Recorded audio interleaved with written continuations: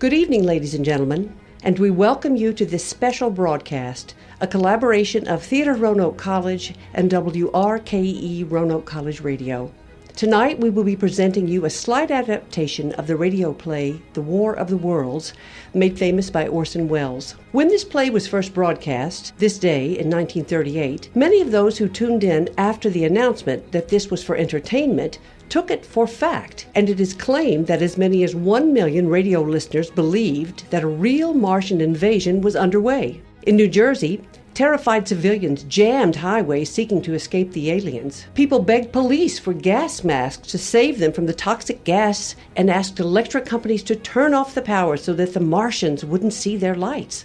Now, we don't expect any of that to happen tonight, but rather, we hope to honor this play on its 79th anniversary for the piece of art that it is and for the effect it had on radio and mass media as a whole. Now, without further ado, Theatre Roanoke College and WRKE Roanoke College Radio present The War of the Worlds.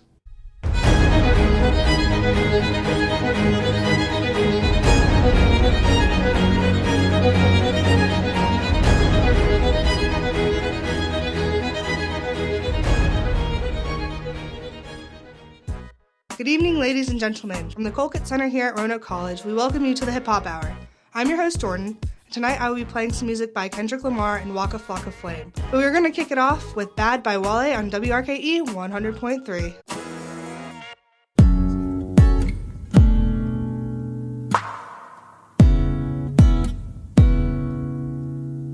Is it bad that I never made love? No, I never did. But I sure know how to fuck up being bad girl. I prove it to you. I can't promise that I'll be good to you, 'cause I had some issues I won't commit. No, not having it, but at least I can admit that I'll be bad. No, to you. Yeah, I'll be good in bed, but I'll be bad. This is breaking news. Ladies and gentlemen, we interrupt our program to bring you a special bulletin from the Intercontinental Radio News. At 20 minutes before 8 Central Time, Professor Farrell of the Mount Jennings Observatory, Chicago, Illinois, reports observing several explosions of incandescent gas occurring at regular intervals on the planet Mars. The spectroscope indicates the gas to be hydrogen and moving towards the Earth with enormous velocity. Professor Pearson of the observatory at Princeton confirms Farrell's observations and describes the phenomenon as, quote, like a jet of blue flame shot from a gun, unquote. Until we have more, we will now return you to your regularly scheduled programming on WRKE. Girl, the way you moving, got me in a trance. DJ, turn me up, ladies, this your jam. I'ma sip my Scottify, you gon' leave them fast. And I'ma throw this money while you do it with no hands. Girl, drop it to the floor, I love the way you put it down. All I wanna do is sit back and watch you roll it up and see the bodies go. In your jeans, Ken Wale B, Ken Roscoe Ski. Long hair, she don't care. When she walks, she getting stares. Brown skin or a yellow bone. DJ, this my favorite song, so I'ma make it thunder. This is breaking news. Ladies and gentlemen, following on the news given in our bulletin a moment ago, the Government Meteorological Bureau has requested that the large observatories of the country keep an astronomical watch on any further disturbances occurring on the planet Mars. Due to the unusual nature of this occurrence, we have arranged an interview with noted astronomer Professor Pearson, who will give us his views on the event. In a few moments, we will take you to the Princeton Observatory at Princeton, New Jersey. We return you until then to our regularly scheduled programming. I know that it's good, won't you sit it on my taste buds? I get way too busy once you let me do the extras. Pull up on your block and break it down, we playing Tetris. AM to the PM, PM to the AM phone. Eat up your per diem, you just gotta hate them funk. If I quit your BM, I still rock Mercedes funk. If I quit this season, I still be the greatest funk. My left stroke just went viral. Right stroke put a baby in a spiral. Soprano C, we like to keep it on the high note. It's levels to it, you and I know. Tell them be humble. Sit down.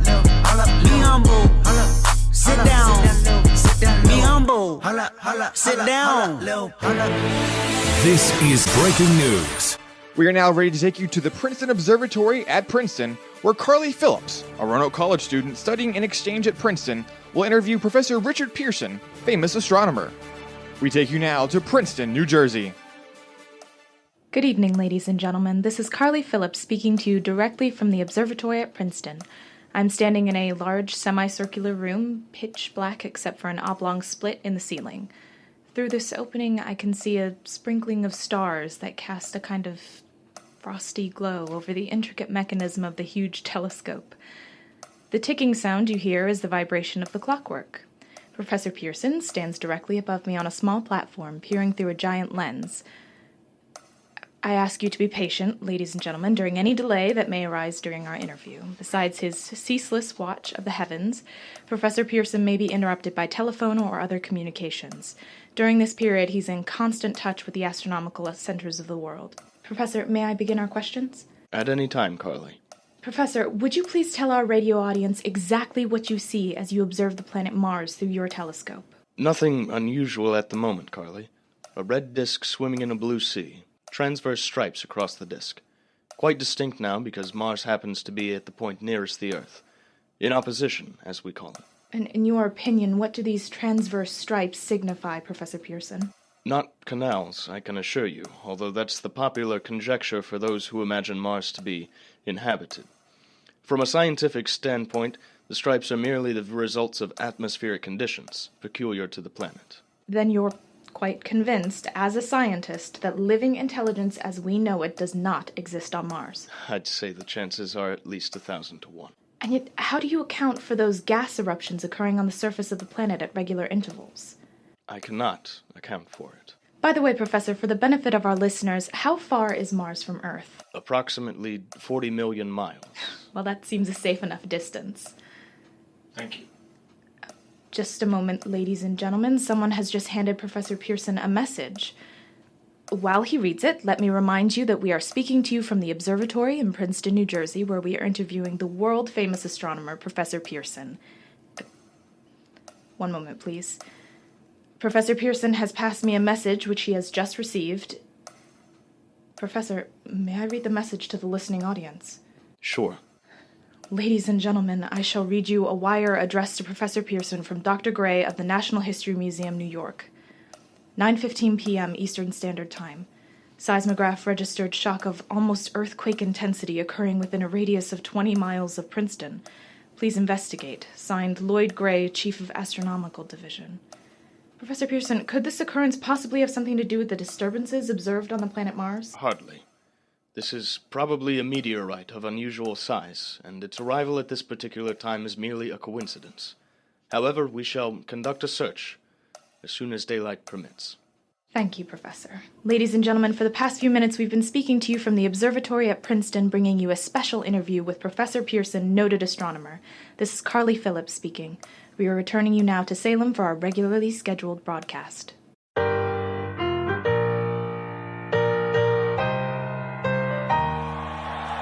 know I'm back, like I never left. Another sprint, another step. Another day, another breath. Been chasing dreams, but I never slept. I got a new attitude and a lease on life is a peace of mind. Seeking to find I can sleep when I die. Want a piece of the pie, got the keys to the ride. And I'm straight, I'm on my way, get up my way.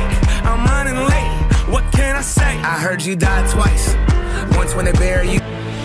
This is breaking news. Ladies and gentlemen, here's the latest bulletin from the Intercontinental Radio News. Toronto, Canada, Professor Morse of McGill University reports observing a total of 3 explosions on the planet Mars. This happened between the hours of 7:45 p.m. and 9:20 p.m. Eastern Standard Time. This confirms earlier reports received from American observatories. Now, nearer home, comes a special announcement from Trenton, New Jersey. It is reported that at 8:50 p.m., a huge flaming object believed to be a meteorite fell on a farm in the neighborhood of Grover's Mill, New Jersey, 22 miles from Trenton. The flash in the sky was visible within a radius of several hundred miles, and the noise of the impact was heard as far north as Elizabeth. We have dispatched a special mobile unit to the scene, and we will have our commentator, Carly Phillips, give you a word description as soon as she can reach there from Princeton. In the meantime, we continue our regularly scheduled broadcast. I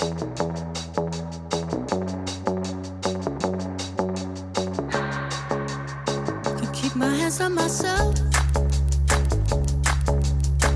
Think I'll dust them off, put them back up on the shelf. Guess my little baby girl is in need. Am I coming out of left field? Ooh, I'm a rebel just for kicks now. I've been feeling it since 1966 now. Might be over now, but I feel it still.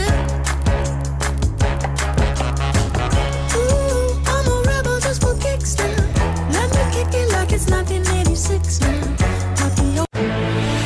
This is breaking news. We now take you to Carly Phillips at Grover's Mill, New Jersey.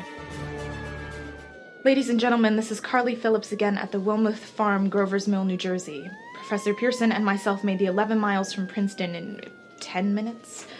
I hardly know where to begin to paint for you a word picture of the strange scene before my eyes. It's like something out of a modern Arabian Nights. Well, I just got here. I haven't had a chance to look around yet. I guess that's it.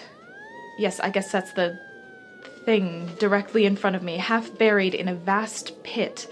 It must have struck with terrific force. The ground is covered with splinters of a tree it must have struck on its way down. What I can see of the object itself doesn't look very much like a meteor, at least not the meteors I've seen. It looks more like a huge cylinder. It has a diameter of... What would you say, Professor Pearson? About 30 yards. About 30 yards. The metal on the sheath is... Well, I've never seen anything like it. The color is sort of yellowish white. Curious spectators now are pressing close to the object in spite of the efforts of the police to keep them back. They're getting in front of my line of vision. Would you mind standing to one side, please? While the policemen are pushing the crowd back, here's Mrs. Wilmuth, owner of the farm here. She may have some interesting facts to add. Mrs. Wilmuth, would you please tell the radio audience as much as you remember of this rather unusual visitor that dropped in your backyard? Step closer, please. Ladies and gentlemen, this is Mrs. Wilmuth. Well, I was listening to the radio. Closer and louder, please. Pardon me? Louder, please, and closer. Yes, ma'am. Well, I was listening to the radio and kind of drowsing, and that professor fellow was talking about Mars, so I was half dozing and half... Yes, Mrs. Wilmuth, and then what happened? As I was saying, I was listening to the radio kind of halfways. Yes, Mrs. Wilmuth, and then you saw something? Not first off, I heard something. And what did you hear? A hissing sound like this. Kind of like a 4th of July rocket. And then what? Turned my head out the window and I was sworn I was to sleep and dreaming. Yes? I seen a kind of greenish streak, and then zingo! Something smacked the ground, knocked me clear out of my chair. Well, were you frightened, Mrs. Wilmuth? Well, I ain't quite sure. I reckon I was kind of riled. Thank you, Mrs. Wilmuth, thank you. Want me to tell you some more? No, that's quite all right, that's plenty. Ladies and gentlemen, you've just heard Mrs. Wilmuth, owner of the farm where this thing has fallen. I wish I could convey the atmosphere, the background of this fantastic scene. Hundreds of cars are parked in the field in back of us. Police are trying to rope off the roadway leading to the farm, but it's no use. They're breaking right through. Cars' headlights throw an enormous spot on the pit where the object's half buried. Some of the more daring souls are now venturing near the edge. Their silhouettes stand out against the metal sheen. One man wants to touch the thing. He's having an argument with a policeman. The policeman wins. Now, ladies and gentlemen, there's something I haven't mentioned in all this excitement, but now it's becoming more distinct. Perhaps you've caught it already on your radio. Listen. Do you hear it? It's a curious humming sound that seems to come from inside the object. I'll move the microphone nearer. Now we're not more than 25 feet away. Can you hear it now? Oh, Professor Pearson. Yes, Carly. Can you tell us the meaning of that scraping noise inside the thing? Possibly the unequal cooling of its surface. I see. Do you still think it's a meteor, Professor? I don't know what to think. The metal casing is definitely extraterrestrial, not found on this Earth. Friction with the Earth's atmosphere usually tears holes in a meteorite. This thing is smooth, and as you can see, of cylindrical shape. Just a minute. Something's happening. Ladies and gentlemen, this is terrific. This end of the thing is beginning to flake off. The top is beginning to rotate like a screw. The thing must be hollow. The darn thing's unscrewing. Keep back there. Keep back, I tell you. Maybe there's men in it trying to escape. It's red hot. They'll burn to a cinder. Keep back there. Keep those idiots back. She's off. The top's loose. Look out there. Stand back. Ladies and gentlemen, this is the most terrifying thing I have ever witnessed. Wait a minute. Someone's crawling out of the hollow top. Someone or something. I can see peering out of that black hole 2 luminous discs. Are they eyes? It might be a face. It might be... Good God! Something's wriggling out of the shadow like a gray snake. Now it's another one and another. They look like tentacles to me.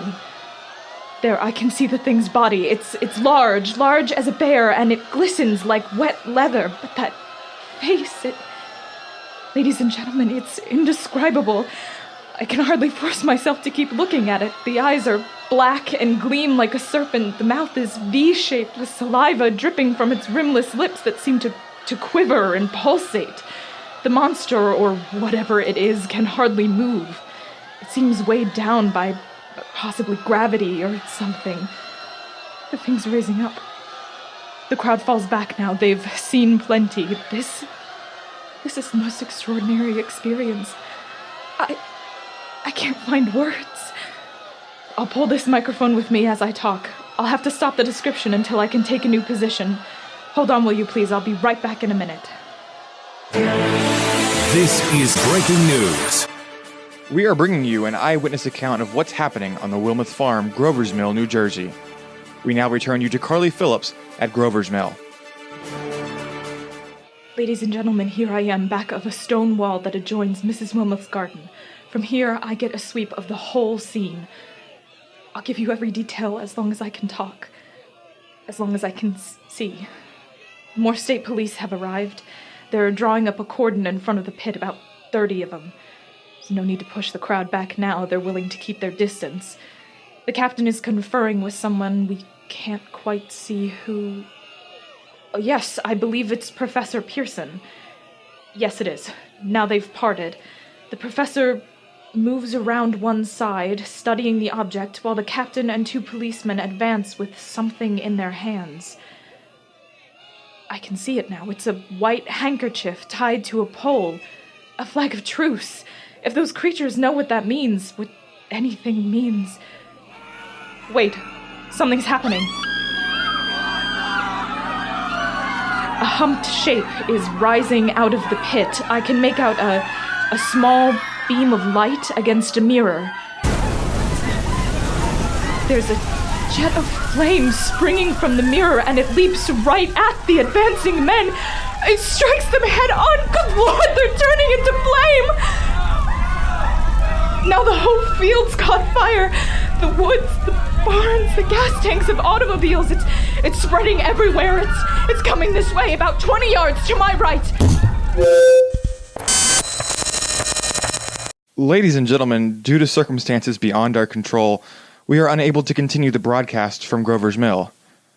Evidently, there's some difficulty with our field transmission. However, we will return you to that point at the earliest opportunity.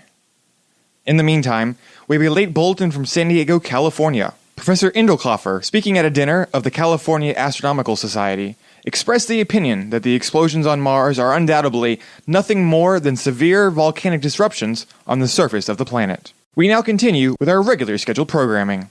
We've people to see. There's all sorts of shapes that I bet you can make. When you want to escape, say the word. Well, I know that getting you alone isn't easy to do. With the exception of you, I dislike everyone in the room.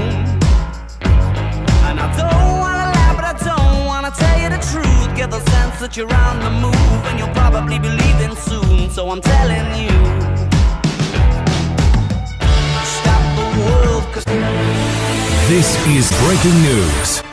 Ladies and gentlemen, I have just been handed a message that came in from Grover's Mill by telephone. At least 40 people, including 6 state troopers, lie dead in a field east of the village of Grover's Mill. Their bodies burned and distorted beyond all possible recognition. The next voice you will hear will be that of Army General Smith, commander of the state militia at Trenton, New Jersey. I have been requested by the governor of New Jersey to place the counties of Mercer and Middlesex as far west as Princeton and east to Jamesburg under martial law. No one will be permitted to enter this area except by special pass issued by state or military authorities. 4 companies of state militia are proceeding from Trenton to Grover's Mill and will aid in the evacuation of homes within the range of military operations.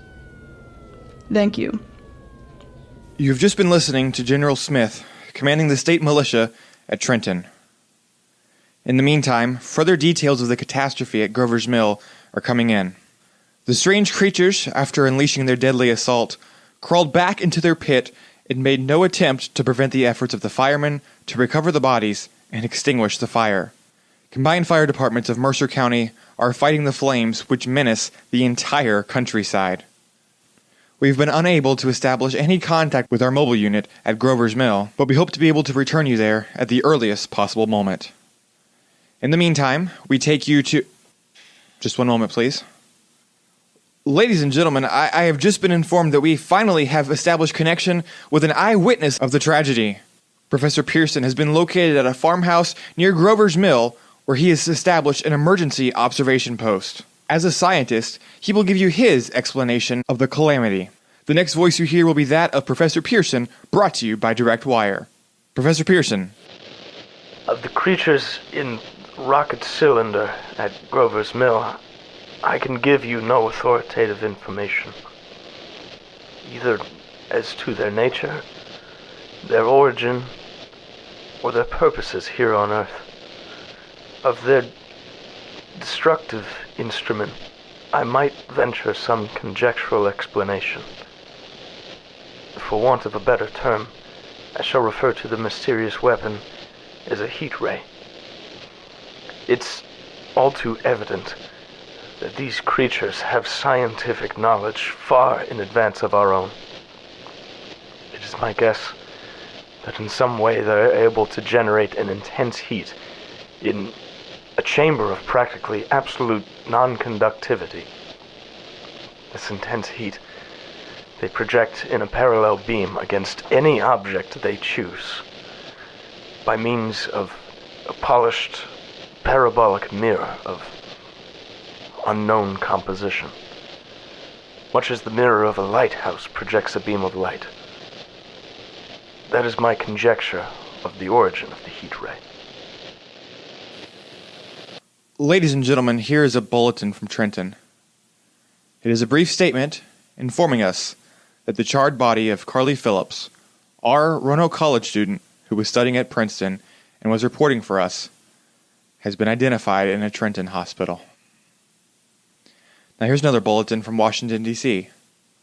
Office of the Director of the National Red Cross reports 10 units of Red Cross emergency workers have been assigned to the headquarters of the state militia sanctioned outside Grover's Mill, New Jersey.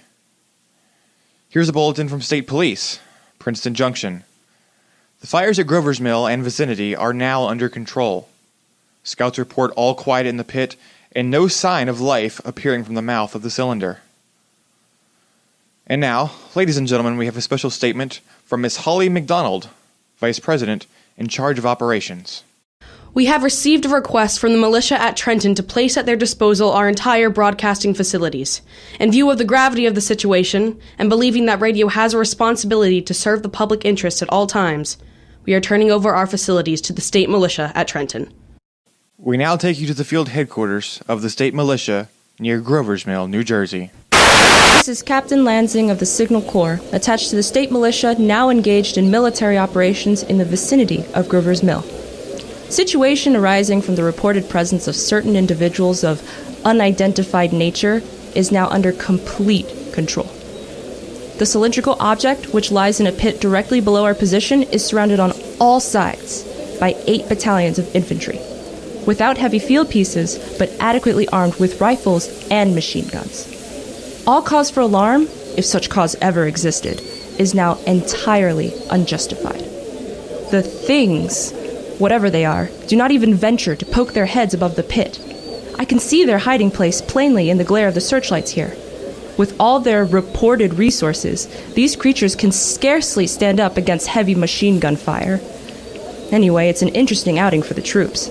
I can make out their khaki uniforms crossing back and forth in front of the lights. It looks almost like a real war. There happens to be some slight smoke in the woods bordering the Millstone River, probably fire started by campers. Well, we ought to see some action soon. One of the companies is deploying on the left flank. A quick thrust and it will all be over. Now, wait a minute. I see something on top of the cylinder. No, it's nothing but a shadow. Now the troops are on the edge of the Wilmuth farm. 7,000 armed men closing in on an old metal tube. Wait, that wasn't a shadow. It's something moving. Solid metal. Kind of shield-like affair rising up out of the cylinder. It's going higher and higher. Why, it's standing on legs. Actually rearing up on a sort of metal framework. Now it's reaching above the trees, and the searchlights are on it. Hold on! Ladies and gentlemen, I have a grave announcement to make. Incredible as it may seem, both the observations of science and the evidence of our eyes lead to the inescapable assumption that those strange beings who landed in the Jersey farmlands tonight are the vanguard of an invading army from the planet Mars. The battle which took place tonight at Grover's Mill has ended in one of the most startling defeats ever suffered by any army in modern times.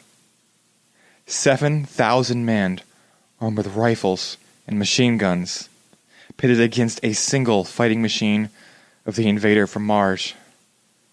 120 known survivors. The rest strewn over the battle area from Grover's Mill to Plainsboro, crushed and trampled to death under the metal feet of the monster or burned to cinders by its heat ray. The monster is now in control of the middle section of New Jersey and has effectively cut the state through its center.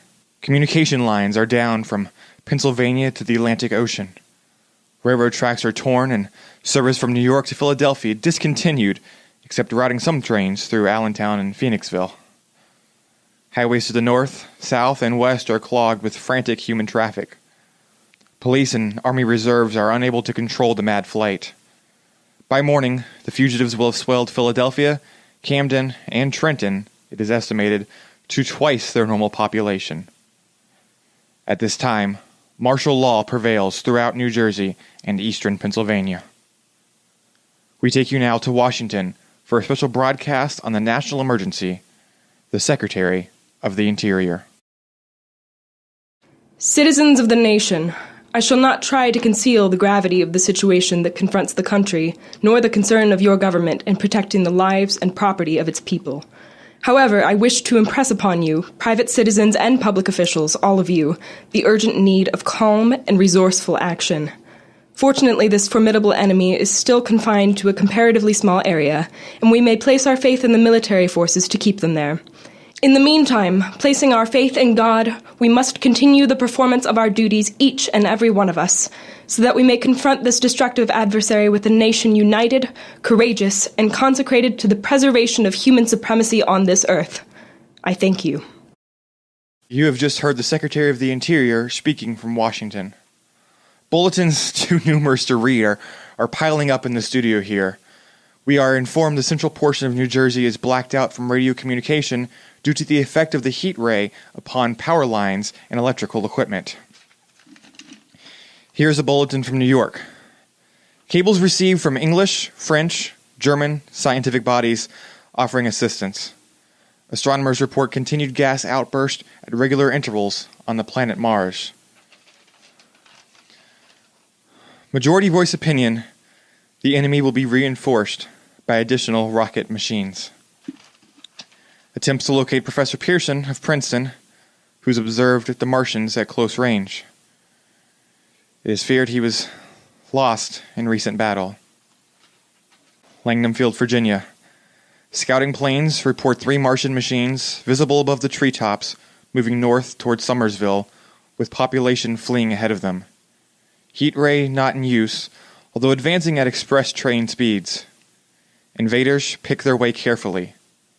They seem to be making conscious effort to avoid destruction of cities and countrysides. However, they stop to uproot power lines, bridges, and railroad tracks. Their apparent objective is to crush resistance, paralyze communication, and disorganize human society. Here is a bulletin from Basking Ridge, New Jersey. Coon hunters have stumbled on a second cylinder similar to the first embedded in the Great Swamp 20 miles south of Morristown. Army field pieces are proceeding from Newark to blow up the second invading unit before a cylinder can be opened and the fighting machine rigged. They are taking up the position in the foothills of Watchung Mountains. Another bulletin from Langham Field, Virginia. Scouting planes report enemy machines, now 3 in number, increasing speed northward, kicking over houses and trees in their evident haste to form a conjunction with their allies south of Morristown. Machines also sighted by telephone operator east of Middlesex, within 10 miles of Plainfield. Here's a bulletin from Winstonfield, Long Island. Fleet of Army bombers carrying heavy explosives flying north in pursuit of enemy. Scouting planes act as guides. They keep speeding enemy in sight. Just a moment, please. Ladies and gentlemen, we have run special wires to the artillery line in adjacent villages to give you direct reports in the zone of the advancing enemy. First, we take you to the battery of the 22nd Field Artillery, located in the Watchung Mountains. Range, 32 meters. 32 meters. Projection, 39 degrees. 39 degrees. Fire. 140 yards to the right, sir. Shift range, 31 meters. 31 meters. Projection, 37 degrees. 37 degrees. Fire. A hit, sir. We got the tripod of one of them. They've stopped. The others are trying to repair it. Quick, get the range. Shift 30 meters. 30 meters. Projection, 27 degrees. 27 degrees. Fire. Can't see the shell land, sir. They're letting off a smoke. What is it? A black smoke, sir. Moving this way. Lying close to the ground. It's moving fast. Put on gas masks. Get ready to fire. Shift 24 meters. 24 meters. Projection, 24 degrees. 24 degrees. Fire. Still can't see, sir. The smoke's coming near. Get the range. 23 meters. 23 meters. Projection, 22 degrees. 22 degrees. Army bombing plane V-843 off Bayonne, New Jersey. Lieutenant Vaught, commanding 8 bombers, reporting to Commander Fairfax, Langham Field. This is Vaught reporting to Commander Fairfax, Langham Field. Enemy tripod machines now in sight, reinforced by 3 machines from the Morristown cylinder. 6 altogether. 1 machine, already crippled, believed hit by shell from Army gun in Watchung Mountains. Guns now appear silent.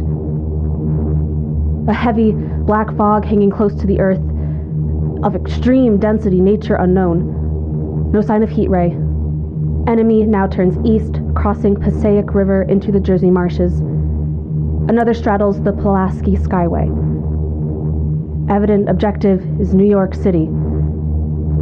They're pushing down a high-tension power station. The machines are close together now and they're ready to attack. Planes circling, ready to strike. 1,000 yards, it will be over the first. 800 yards. 600. 400. 200. There they go. The giant arm raised. Green flash. They're spraying us with flame. 2,000 feet. Engines are giving out. No chance to release bombs. Only one thing left. Drop on them, plane and all. We're diving on the first one. No, the engine's gone. 8. This is Bayonne, New Jersey, calling Langham Field. This is Bayonne, New Jersey, calling Langham Field. Come in, please. This is Langham Field. Go ahead. 8 Army bombers in engagement with enemy tripod machines over Jersey Flats. Engines incapacitated by heat ray. All crashed. 1 enemy machine destroyed. Enemy now discharging heavy black smoke in the direction of... This is Newark, New Jersey. This is Newark, New Jersey. Warning. Poisonous black smoke pouring in from Jersey marshes. Reaches South Street. Gas mask useless. Urge population to move into open spaces. Automobiles use routes 7, 23, 24. Avoid congested areas. Smoke now spreading over Raymond Boulevard. 2X2L, calling CQ. 2X2L, calling CQ. 2X2L, calling 8X3R. Come in, please. This is 8X3R, coming back at 2X2L. How's reception? How's reception? K, please. Where are you, 8X3R? What's the matter? Where are you?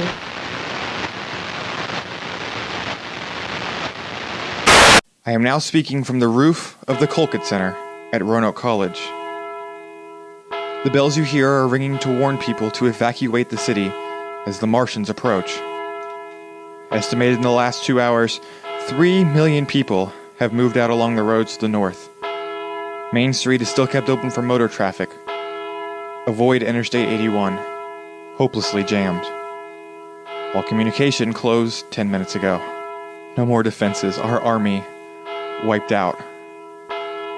Artillery, Air Force, everything wiped out.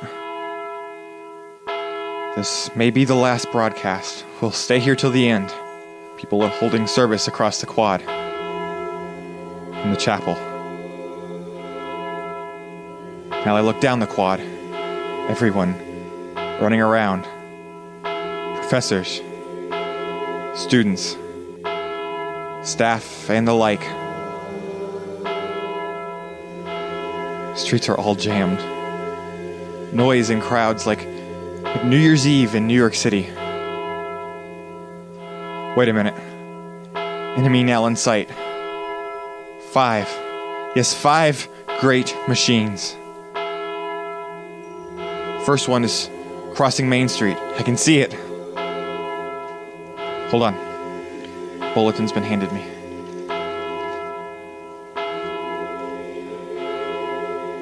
Martian cylinders are falling all over the country.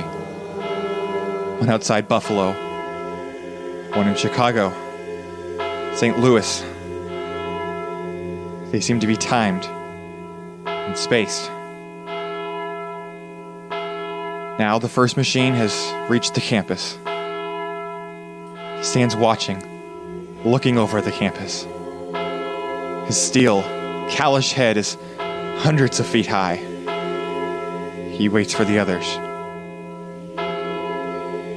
They rise like a line of towers on the city's west side. Now they're lifting their metal hands. This is the end now. Smoke comes out. Black smoke, drifting all over Salem. People in the streets see it now. They're running for cover, thousands of them, dropping like rats. Now the smoke's spreading faster. It's reached the front quad. People trying to run away from it, but it's no use. They're falling like flies. Now, the smoke's crossing Bartlett, Miller, 100 yards away. It's 50 feet.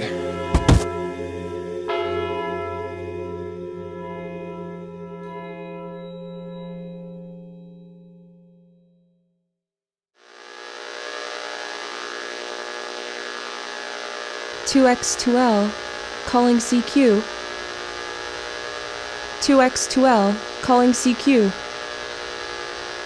2X2L, calling CQ. New York. Isn't there anyone on the air?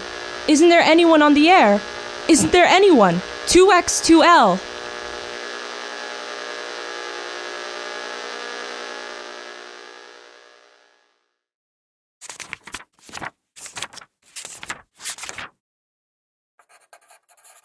As I set these notes down on paper, I'm obsessed by the thought that I might be the last living man on Earth. I've been hiding in the empty house near Grover's Mill, a small island of daylight cut off by the black smoke from the rest of the world. All that happened before the arrival of these monstrous creatures in the world now seems part of another life. A life that has no continuity with the present, furtive existence of the lonely derelict who pencils these words on the back of some astronomical notes bearing the signature of Richard Pearson. I look down at my blackened hands, my torn shoes, my tattered clothes, and I try to connect them with the professor who lives at Princeton, and who on the night of October 30th glimpsed through his telescope an orange splash of light on a distant planet. My wife, my colleagues, my students, my books, my observatory, my world. Where are they? Did they ever exist? Am I Richard Pearson? What day is it? Do days exist without calendars? Does time pass when there are no human hands left to wind the clocks? In writing down my daily life, I tell myself that I shall preserve human history between the dark covers of this little book that was meant to record the movements of the stars. But to write, I must live. And to live, I must eat. I find moldy bread in the kitchen, and an orange not too spoiled to swallow. I keep watch at the window. From time to time, I catch sight of a Martian above the black smoke. The smoke still holds the house in its black coil. But at length, there is a hissing sound, and suddenly I see a Martian mounted on his machine, spraying the air with a jet of steam as if to dissipate the smoke. I watch in a corner as his huge metal legs nearly brush against the house. Exhausted by terror, I fall asleep. It's morning. Morning. Sun streams in the window. A black cloud of gas has lifted, and the scorched meadows to the north look as though a black snowstorm has passed over them. I venture from the house and make my way to a road. No traffic. Here and there, a wrecked car, baggage overturned, a blackened skeleton. I push on north. For some reason, I feel safer trailing these monsters than running away from them. And I keep a careful watch. I have seen the Martians feed. Should one of their machines appear over the top of the trees, I am ready to fling myself flat on the earth. I come to a chestnut tree. October chestnuts are ripe. I fill my pockets. I must keep alive. 2 days I wander in a vaguely northerly direction through a desolate world. Finally, I notice a living creature, a small red squirrel in a beech tree. I stare at him and wonder. He stares back at me. I believe at that moment the animal and I share the same emotion, the joy of finding another living being. I push on north. I find dead cows in a brackish field. Beyond, the charred ruins of a dairy. The silo remains standing guard over the wasteland like a lighthouse deserted by the sea. Astride the silo perches a weathercock. The arrow points north. Next day I came to a city, vaguely familiar in its contours, yet its buildings strangely dwarfed and leveled off, as if a giant hand sliced off its highest towers with a capricious sweep of his hand. I reached the outskirts. I found Newark, undemolished but humbled by some whim of the advancing Martians. Presently, with an odd feeling of being watched, I caught sight of something crouching in the doorway. I made a step towards it, and it rose up and became a man armed with a large knife. Stop. Where did you come from?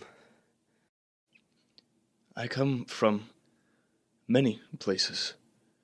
A long time ago from Princeton. Princeton, huh? That's near Grover's Mill.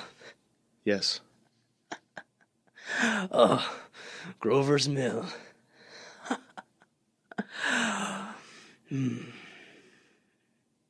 There's no food here. This is my country. all this end of town down to the river. There's only food for one.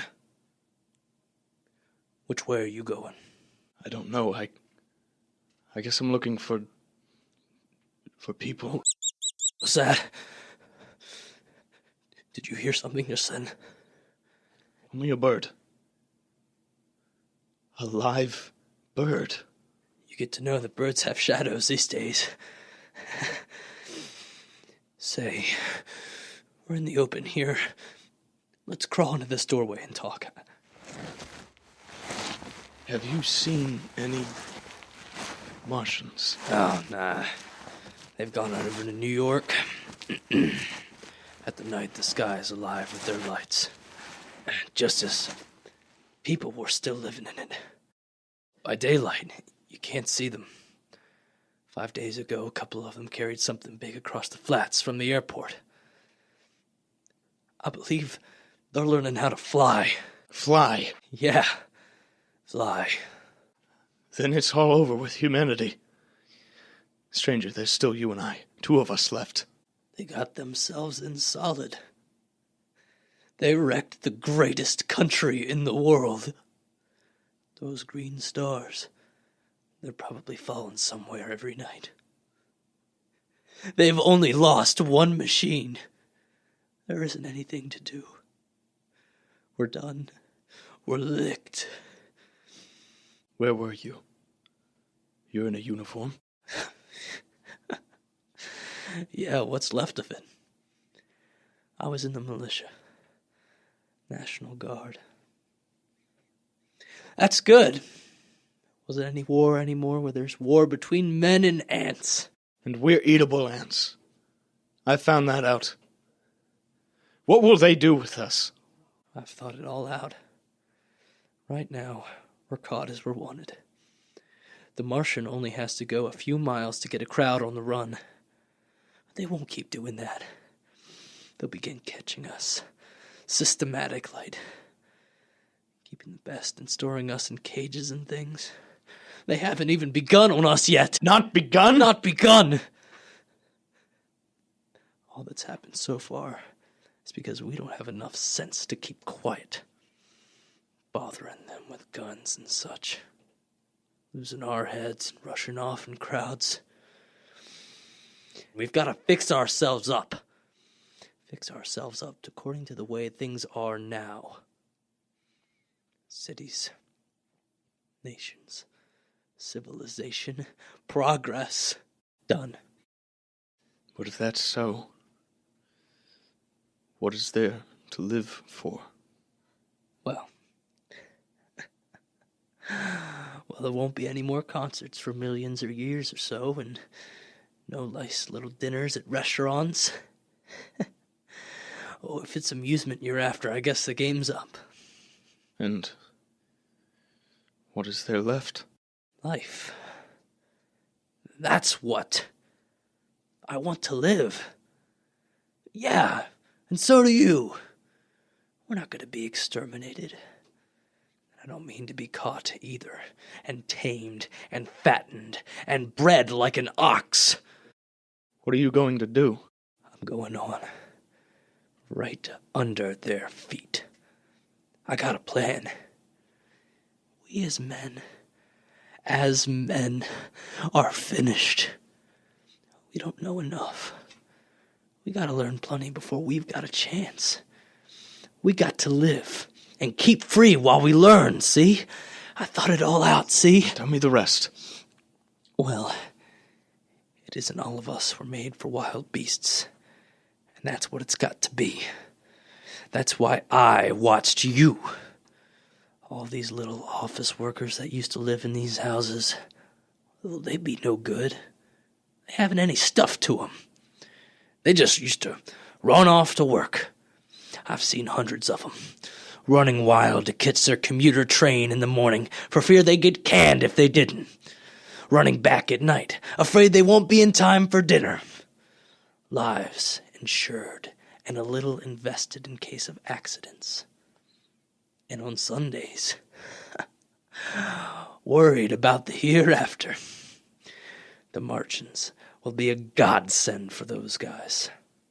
Nice, roomy cages, good food, careful breeding, no worries. After a week or so chasing about the fields on empty stomachs, they'll come and be glad to be caught. You've thought it all out, haven't you? Oh, you bet I have.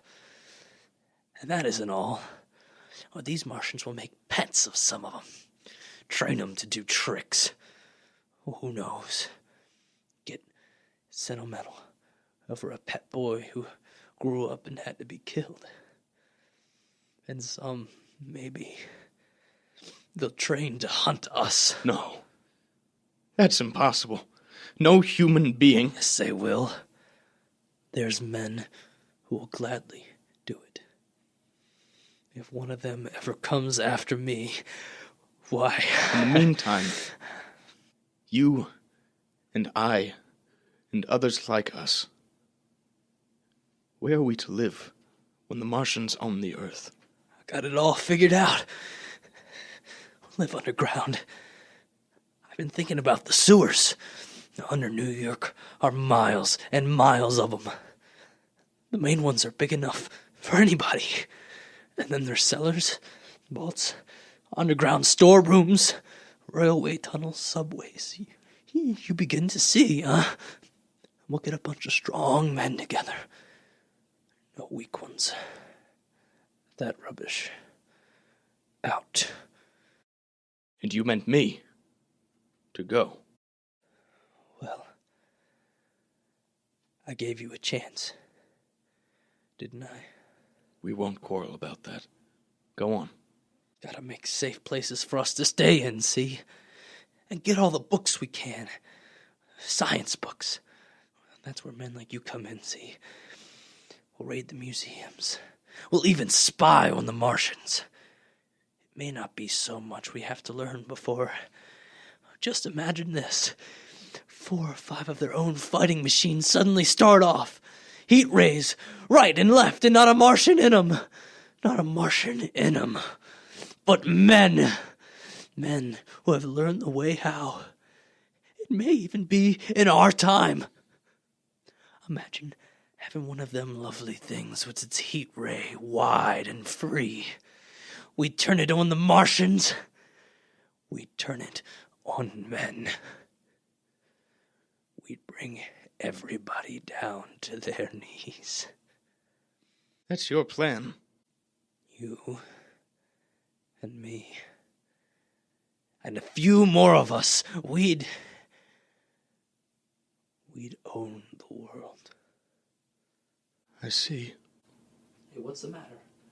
Where are you going? Not to your world. Goodbye, stranger. After parting with the artilleryman, I came at last to the Holland Tunnel. I entered that silent tube, anxious to know the fate of the great city on the other side of the Hudson. Cautiously, I came out of the tunnel and made my way up Canal Street.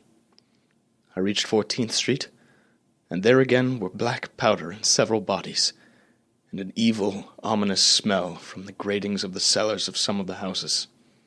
I wandered up through the 30s and 40s. I stood alone on Times Square. I caught sight of a lean dog running down 7th Avenue with a piece of dark brown meat in its jaws, and a pack of starving mongrels at his heels. He made a wide circle around me, as though he feared I might prove a fresh competitor. I walked up Broadway in the direction of that strange powder, past silent shop windows, displaying their mute wares to empty sidewalks, past the Capitol Theater, silent, dark, past a shooting gallery where a row of empty guns faced an arrested line of wooden ducks. Near Columbus Circle, I noticed models of 1939 motor cars in the showrooms facing empty streets. From over the top of the General Motors building, I watched a flock of black birds circling in the sky. I hurried on. Suddenly, I caught sight of the hood of a Martian machine, standing somewhere in Central Park, gleaming in the late afternoon sun. An insane idea. I rushed recklessly across Columbus Circle and into the park. I climbed a small hill above the pond at 60th Street, and from there I could see, standing in a silent row along the mall, 19 of those great metal titans, their cowls empty, their great steel arms hanging listlessly by their sides. I looked in vain for the monsters that inhabit those machines. And suddenly, my eyes were attracted to the immense flock of black birds that hovered directly below me.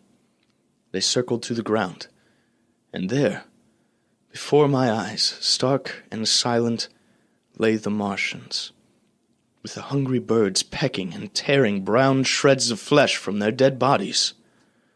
Later, when their bodies were examined in the laboratories, it was found that they were killed by the putrefactive and disease bacteria against which their systems were unprepared.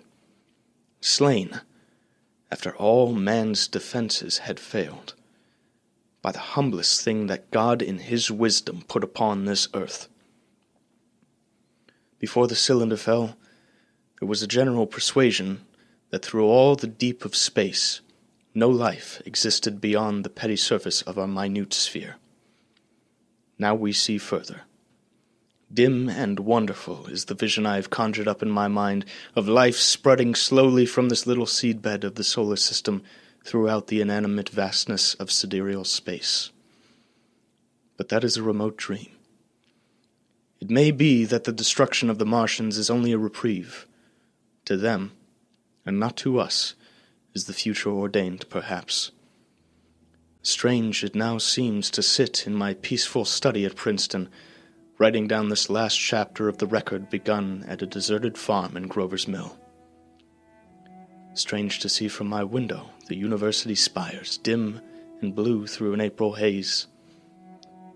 Strange to watch children playing in the streets.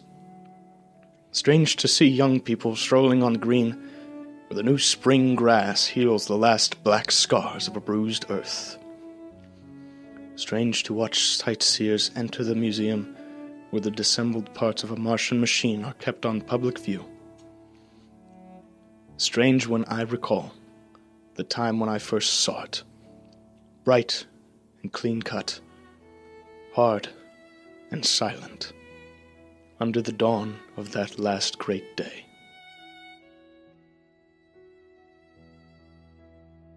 This has been a presentation of Theater Roanoke College and WRKE Roanoke College Radio, War of the Worlds. This project was directed by Dr. Lisa Warren and sound effects by Mr. David Mulford. The role of Professor Pearson was played by Joseph Swift, Hannah Shipp played the role of Carly Phillips, and Ryan Hayden played the role of the surviving stranger. The role of the WRKE radio host was played by Jordan Kehoe, and I, Elijah Wilhelm, played the role of the radio announcer. The role of Mrs. Wilmoth was played by Hannah Winterstrom, Grace Dupree played Miss McDonald, and Abby Linkus played the role of General Smith. Alexandra Moreta played Captain Lansing, the military commander was played by Kayla Corsi, and Abby Gray played the role of the Secretary of the Interior. The roles of the military officer and gunner were played by Gavin Casey and Grace Dupree, respectively. I would like to give a special thank you to Dr. Warren for all of the time she spent on this project with nothing in return, even during preparations for her fall show and while hosting a guest artist. Dr. Warren, this project could not have been done without you. Another huge thank you to the station superhero David Mulford for his help with the sound effects and editing, and another thank you to Rick Mattioni for his support and advice throughout the project. And finally, a thank you to you, the listener. We thank you for listening to this broadcast, and we now truly return you to your regular scheduled programming on WRKE 100.3.